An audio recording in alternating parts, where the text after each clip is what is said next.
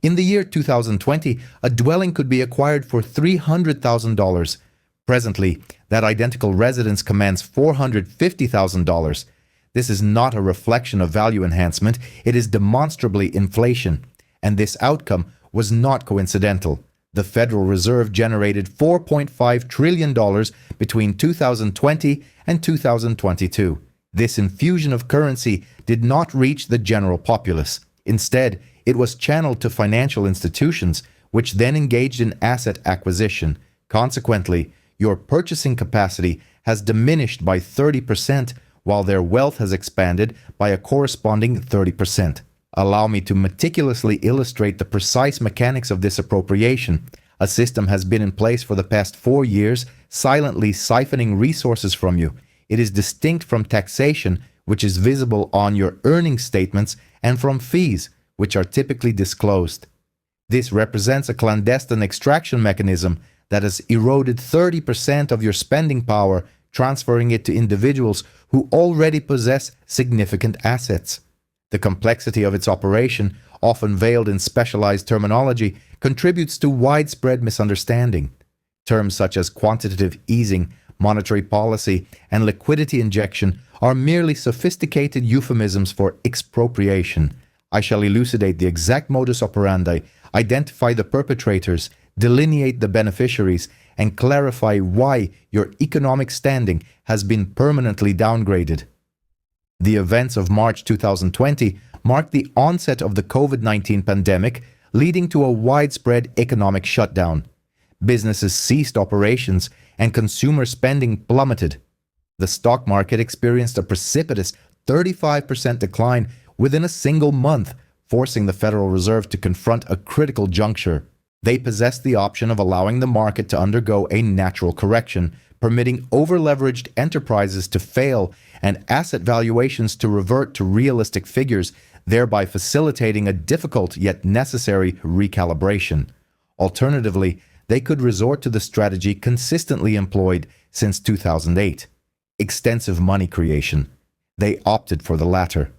On March 15, 2020, the Federal Reserve announced extraordinary intervention measures. Interest rates were reduced to zero, and an indefinite program of quantitative easing was instituted. The term unlimited was explicitly used. The Fed committed to purchasing an unspecified volume of Treasury bonds and mortgage-backed securities to stabilize the markets. To clarify, quantitative easing involves the Federal Reserve creating new currency electronically and utilizing it to procure government bonds and mortgage-backed securities from commercial banks. The Fed generates dollars from nothing, not through physical printing, but via digital ledger entries within the banking system.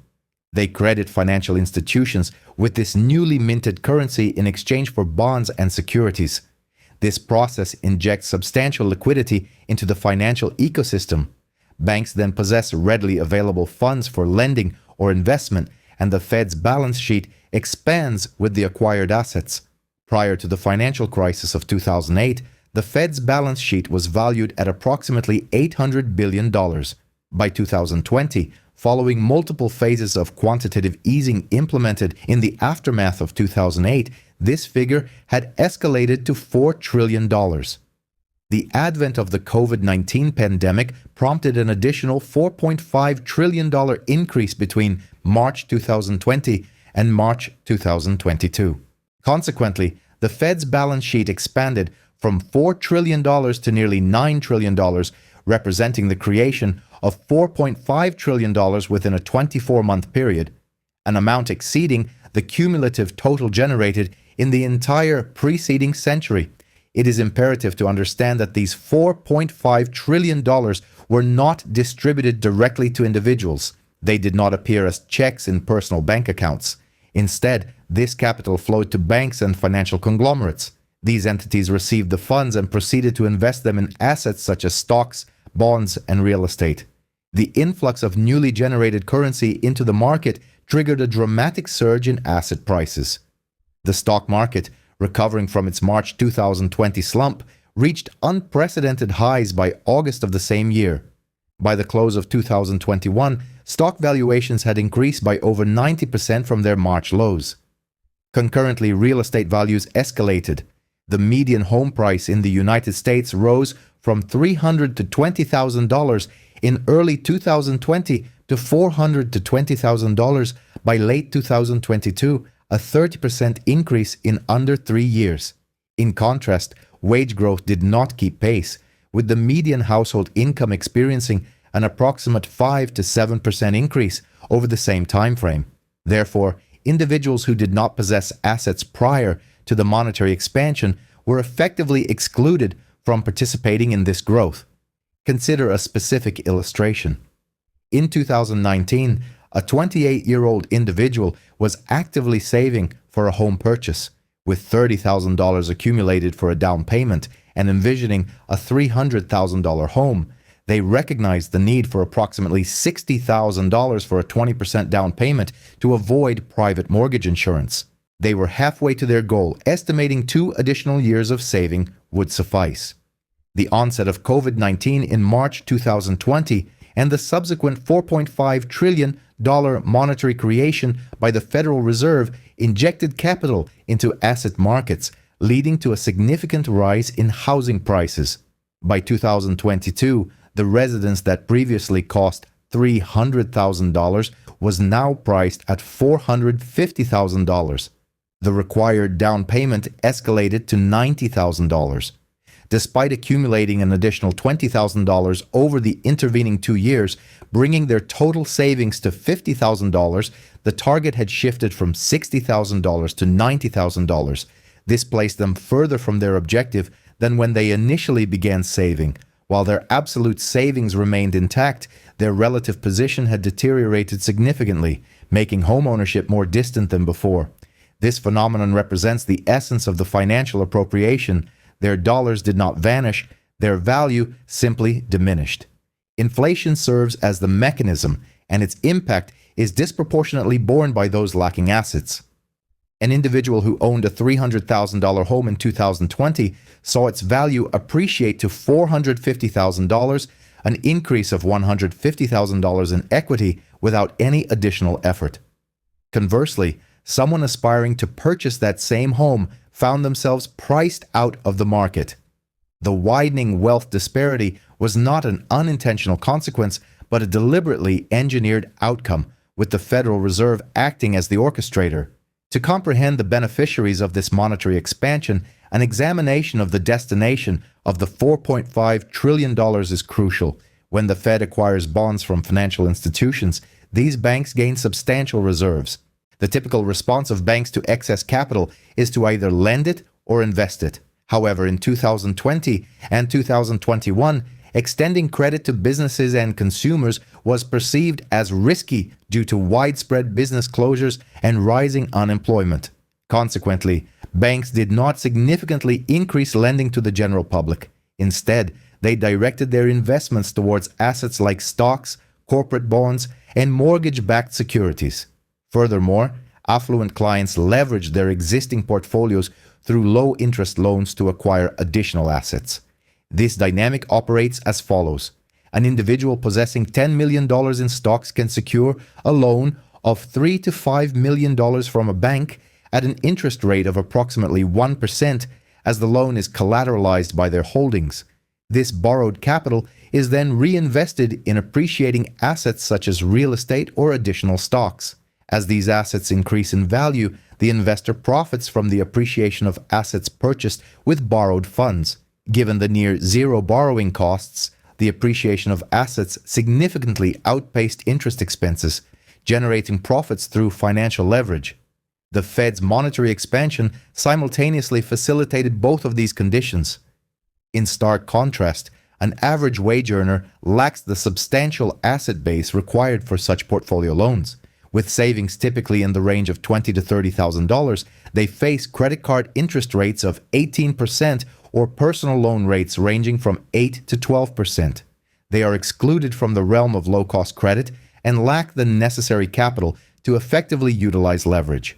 The system is structured to empower the wealthy with access to inexpensive credit for asset acquisition while imposing high interest rates on ordinary individuals, simultaneously escalating asset prices beyond their reach.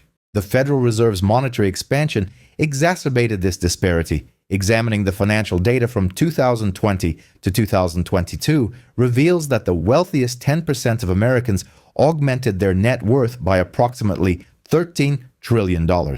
In comparison, the bottom 50% of the population, encompassing roughly 165 million individuals, saw their net worth increase by approximately $2 trillion. The top 10% garnered 6 times more wealth accumulation than the bottom 50%, despite representing only 1/5 of the population. This outcome is not attributable to superior work ethic or intellect, but rather to asset ownership during a period of Fed-induced asset price inflation. Individuals holding stocks in March 2020 experienced a significant increase in wealth as the S&P 500 index surged from 2,300 to 4,800 by the end of 2021, more than doubling in less than 2 years. An investment of $1 million in stocks would have yielded over $2 million, representing a $1 million gain accrued passively. Conversely, those without stock investments, perhaps living paycheck to paycheck or early in their careers, derived no benefit from this market surge. Compounding this disadvantage, the inflation spurred by expansive money creation led to increased costs for rent, groceries, and fuel, creating a dual burden of missed gains and escalating expenses. This constitutes the financial expropriation.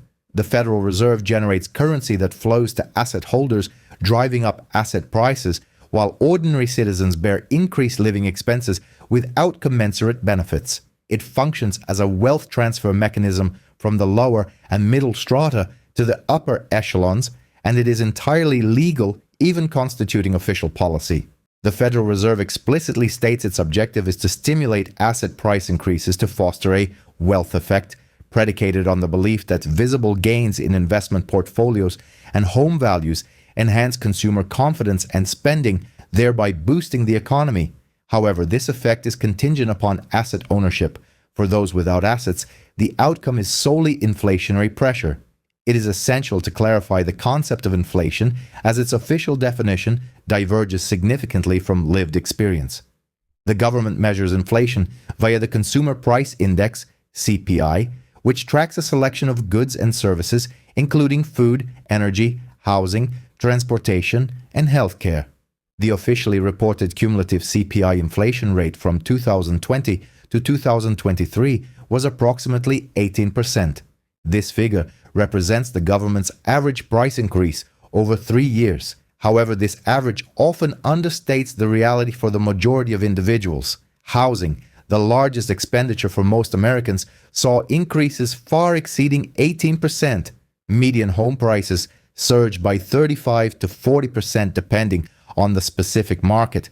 Rents rose by 25 to 30% in most urban areas. Food prices also increased at a rate exceeding the official CPI. For instance, egg prices at one point climbed by over 70%, while chicken, beef, bread, and milk saw increases of 25 to 50%, varying by product and region. Used vehicles experienced a 40% price surge in 2021 before a slight decline. Gasoline prices more than doubled from their 2020 lows to their 2022 peaks. Healthcare and childcare costs continued their upward trajectory. The everyday expenses incurred by ordinary individuals escalated considerably beyond the 18% official inflation rate. The CPI, however, incorporates items such as electronics, which have become cheaper, and employs statistical methodologies that tend to underestimate actual inflation. Consequently, while the official figure suggests an 18% inflation rate, individual experiences indicate a 30 to 40% increase in costs. This discrepancy highlights the accuracy of lived experience. The implication is profound. If official inflation stands at 18%, but an individual's expenses have risen by 35%, they are effectively being misled by governmental pronouncements regarding economic conditions. Economists may label inflation as transitory or suggest it is abating, but prices do not retroactively decrease. Rather, the rate of increase may slow, but the elevated price levels persist. A rent increase from $1,500 to $2,000, representing a 33% jump, is a permanent escalation. The rent is unlikely to revert to $1,500 even if the rate of increase moderates. This increase translates to a permanent reduction in purchasing power. This represents the concealed tax. Income tax is evident on one's paycheck, and sales tax is visible on purchase receipts. Inflation, however, remains unseen until the moment of purchase, when the stark realization of significantly higher prices becomes apparent. The Federal Reserve's creation of $4.5 trillion directly precipitated this inflation, a consequence they were fully aware of. This was not an unforeseen development or an accidental outcome. They understood that augmenting the money supply by 50% within 2 years would inevitably devalue the currency.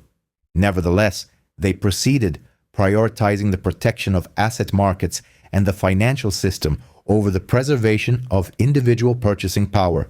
At the time, Fed Chairman Jerome Powell asserted that the Fed would take whatever it takes to support the economy, including unlimited quantitative easing and zero interest rates. The stated rationale was to avert a widespread economic depression amidst business closures and a 14% unemployment rate. However, a critical question remained unaddressed. Why was the monetary infusion directed towards banks and asset markets rather than directly to individuals? While the government did disperse stimulus checks totaling $3,200 per person over a year, this amount was insufficient to offset the impact of 30% inflation. In stark contrast, the Federal Reserve allocated $4.5 trillion to financial institutions. Had this sum been distributed among the 330 million Americans, it would have amounted to over $13,000 per person, or $54,000 for a family of 4. Imagine, instead of allocating $4.5 trillion to banks for asset acquisition, the Federal Reserve had directly provided each American family with $50,000. While the housing market might still have experienced an increase due to the availability of down payments, ordinary citizens would have at least participated in asset appreciation rather than being excluded. However, the established system channels funds through banks and financial intermediaries, granting them preferential access and enabling them to acquire assets first. By the time these funds disseminate through the economy to workers via wages and employment, asset prices have already inflated. This places ordinary individuals perpetually one step behind. This phenomenon is known as the Cantillon effect, named after an 18th century economist who observed that newly introduced money benefits those closest to its source the most, as they can expend it before prices adjust. Individuals further from the source receive the money after prices have already risen, experiencing inflation without the corresponding benefit. In contemporary terms, banks and financial institutions are positioned at the origin of the Fed's money creation process. They receive trillions in fresh liquidity and immediately deploy it into asset markets, driving up prices. By the time this capital filters through the economy to workers in the form of wages, prices have already escalated. Workers receive a 3 to 5% raise, but their expenses have increased by 30%, resulting in a net financial loss. The Cantillon effect fundamentally explains why money printing consistently benefits the affluent while disadvantaging the middle and lower classes. It is an inherent feature, not a flaw, of the monetary system's architecture. The leadership of the Federal Reserve and their motivations for structuring the system in this manner warrant examination. Although technically independent from the government, the Federal Reserve is not a government agency like the Treasury or the IRS, but rather a quasi-private entity. Its structure comprises 12 regional Federal Reserve banks, which are owned by private member banks such as JP Morgan, Bank of America, Citigroup, and Wells Fargo. These institutions are both members and shareholders of the Federal Reserve System. The Board of Governors, responsible for policy decisions, is appointed by the President and confirmed by the Senate, thus ensuring a degree of government oversight. However, the regional Fed banks operate as private entities. This dual structure necessitates the Fed to serve two masters. Officially, it is mandated to act in the public interest, with its objectives being maximum employment and stable prices. In practice, however, it maintains close ties with the banking industry it is ostensibly meant to regulate. Fed officials frequently transition between positions within the financial industry and the Federal Reserve.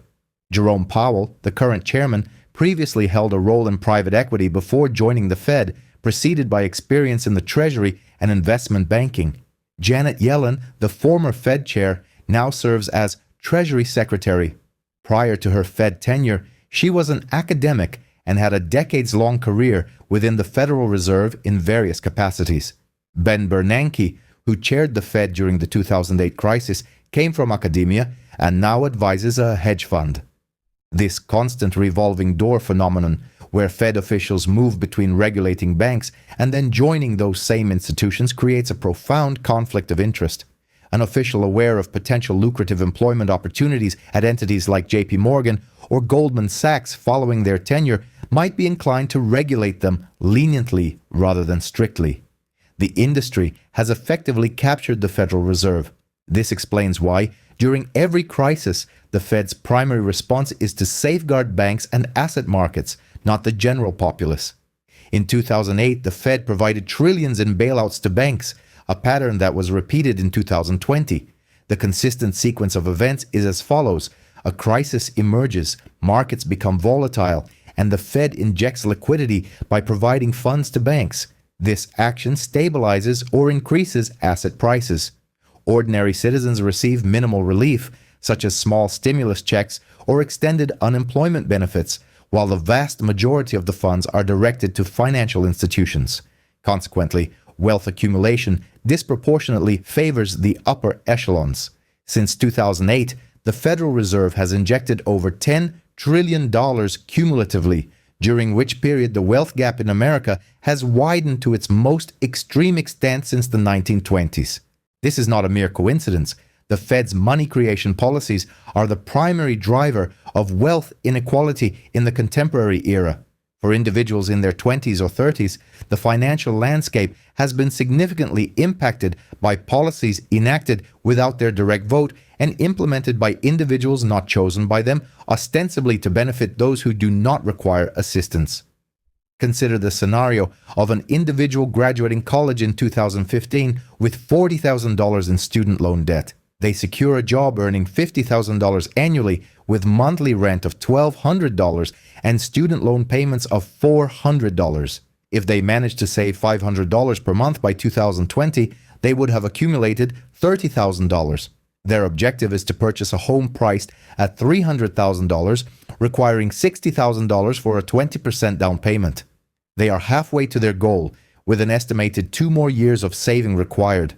The onset of COVID-19 and the subsequent Fed-induced money printing led to a surge in housing prices. By 2022, the $300,000 home now costs $420,000, necessitating a down payment of $84,000. Despite saving an additional $12,000 over the preceding 2 years, bringing their total savings to $42,000, the target has increased from $60,000 to $84,000. This places them further from their homeownership goal than in 2020. Simultaneously, their rent has escalated from $1,200 to $1,800 per month, an increase of $600 monthly or $7,200 annually.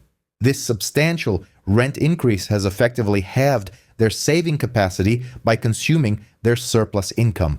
Grocery expenses have risen from $300 per month to $500, an additional $2,400 annually. Fuel costs have increased from $30 for a fill-up to $50, representing another $1,000 annually. Their annual expenditures on essential necessities have consequently risen by over $10,000. However, their salary has only increased from $50,000 to approximately $55,000, a mere 10% increase over 5 years, which after taxes amounts to roughly $4,000 in additional annual income. With costs increasing by $10,000 and income rising by only $4,000, they are effectively $6,000 worse off annually in real terms. Furthermore, the desired home is now $420,000 more expensive, requiring an additional $24,000 for a down payment. They have been outpaced, effectively moving backward financially. This outcome is not a consequence of poor personal decisions, but rather a result of the Federal Reserve inflating asset prices beyond their reach while simultaneously increasing their living costs and stagnating their wages. They have been systematically impoverished by monetary policy. Now consider an individual who already owned assets in 2020. They possess a home valued at $300,000 with a $200,000 mortgage at 3% interest, resulting in a monthly payment of approximately $1,000. They also hold $200,000 in stocks.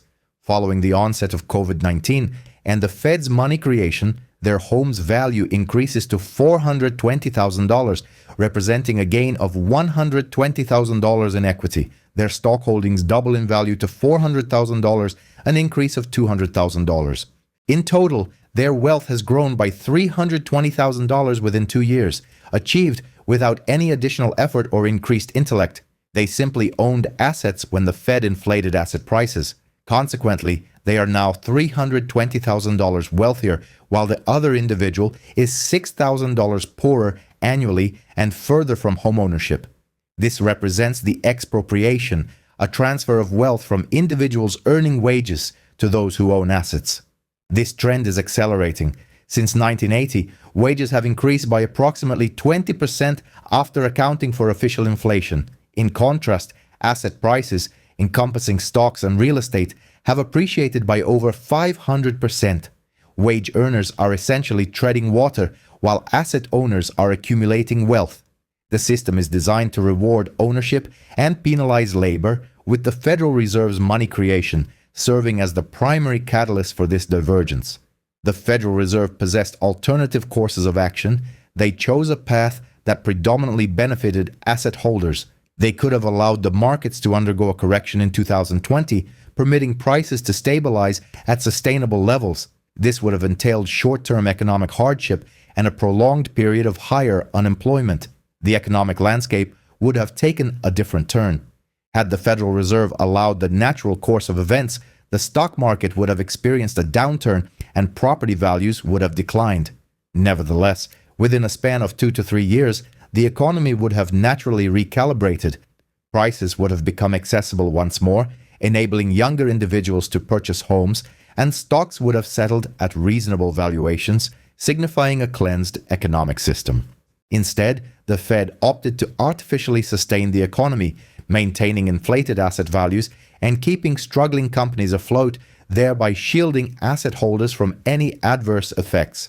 The consequence of this intervention is now borne by those who do not possess assets, manifested through escalating prices, unaffordable housing, and wages that fail to keep pace with the rising cost of living. In essence, the Fed socialized the burden of the crisis while privatizing the rewards. An alternative approach could have involved direct financial assistance to citizens rather than to financial institutions. Had the Federal Reserve injected $4.5 trillion into the economy and distributed it equally among all Americans, each individual would have received approximately $13,000. This sum would have been primarily allocated towards essential needs like rent, sustenance, and other necessities, directly bolstering businesses. While a portion would undoubtedly have found its way into asset acquisition, contributing to price appreciation, this would have at least allowed ordinary people to benefit from the growth in asset values. Conversely, the funds were channeled to banks, which then invested in assets before prices surged. This resulted in average citizens being priced out of the market, while the institutions profited immensely. This outcome was not a mere coincidence, it was the intended result. The Federal Reserve's primary directive is to safeguard the financial system, which comprises banks, asset markets, and the affluent individuals who own them. The general public, therefore, is not considered part of the financial system, but rather a participant in the broader economy, two distinct entities. Consequently, when faced with a choice between protecting the financial system and supporting the general populace, the Federal Reserve invariably prioritizes the former.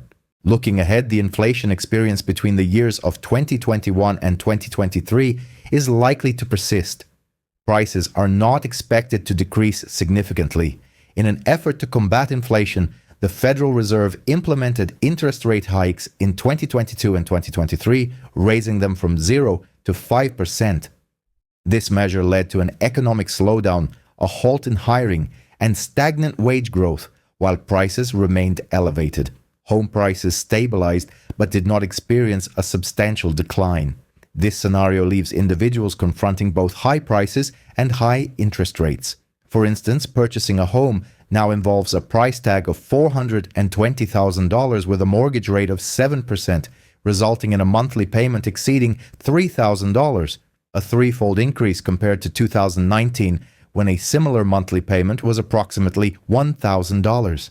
Meanwhile, incomes have not tripled, with a modest increase of around 15% over the same period. Consequently, homeownership has become an unattainable dream for a considerable portion of the millennial and Gen Z generations. An estimated 40% of millennials will never own a home, destined to rent perpetually, paying landlords who are frequently large corporations such as Blackstone and Invitation Homes. These entities amassed vast portfolios of properties during the era of low interest rates, securing mortgages at 2 to 3%. They now lease these properties at prevailing market rates, reflecting current high property values, thereby generating substantial profits. The public is thus subjected to inflated rental costs paid to corporate landlords, while simultaneously being unable to purchase due to the combined burden of high property prices and interest rates. This predicament, characterized by a permanent renter status, is a direct consequence of deliberate policy decisions made by the Federal Reserve. Furthermore, the Federal Reserve finds itself in a position where it cannot easily rectify the situation, even if it desired to. A reduction in interest rates back to zero and further monetary expansion would inevitably reignite inflation, leading to even higher prices. Conversely, maintaining high interest rates would further decelerate the economy, increase unemployment, and cause widespread hardship. The absence of a favorable solution stems from the depletion of available policy tools. Excessive money printing, the inflation of asset values, and the accumulation of considerable debt have created a systemic impasse. The only available avenues out involve either hyperinflation that devalues the currency or severe deflation that erodes asset values, both scenarios detrimental to ordinary citizens. Asset holders, at least, have a chance of weathering the volatility if they can endure it. However, individuals living paycheck to paycheck with no assets are poised for significant financial distress. This represents a form of economic appropriation. The $4.5 trillion generated by the Federal Reserve was predominantly directed towards financial institutions and asset owners, with only approximately 5% reaching the general public through stimulus measures. This injection of funds resulted in a 30 to 40% surge in asset prices, a commensurate increase in living expenses, and a mere 5 to 10% rise in wages. Consequently, individuals have experienced a 30% reduction in their real purchasing power, while the already wealthy have seen their net worth increase by a similar margin, exacerbating the wealth disparity. Home ownership has become inaccessible, and the future prospects of many have been undermined by unelected officials at the Federal Reserve who prioritize the stability of banks and asset markets over the preservation of public purchasing power. This is not a speculative notion, but rather a documented policy. The Federal Reserve openly acknowledges its aim to elevate asset prices and publishes its balance sheets, which illustrate the creation of the $4.5 trillion. Data on inflation, housing price increases, and wage stagnation are publicly available. However, a disconnect exists in public understanding, with many failing to recognize the link between the Federal Reserve's money printing and their inability to afford a home. They often perceive inflation as an arbitrary occurrence or an inherent unfairness in the economic system rather than a deliberate policy choice. The Federal Reserve orchestrated a transfer of wealth from the general population to the nation's wealthiest individuals, utilizing complex terminology to obscure the true nature of these actions. A crucial understanding to retain is that inflation is not a natural phenomenon like weather patterns, but a deliberate policy decision.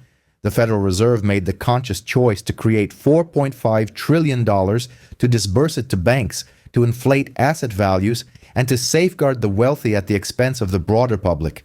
This pattern is likely to repeat in future crises, as the system is inherently designed to operate in this manner. Individual labor is being devalued, savings are being eroded, and future opportunities are being traded to the highest bidder. This is not characteristic of capitalism or a free market, but rather a manipulated system where those who control the money supply leverage that power for their own enrichment and that of their associates, leading to the impoverishment of others. The Federal Reserve did not directly confiscate 30% of people's wealth through taxation. Rather, it achieved this through inflation. Without comprehending the mechanisms of this economic transfer, individuals will be unable to protect themselves from subsequent occurrences, which are inevitable. The next crisis, the subsequent round of money printing, and another wealth transfer are on the horizon. Those who are unprepared will inevitably face financial ruin.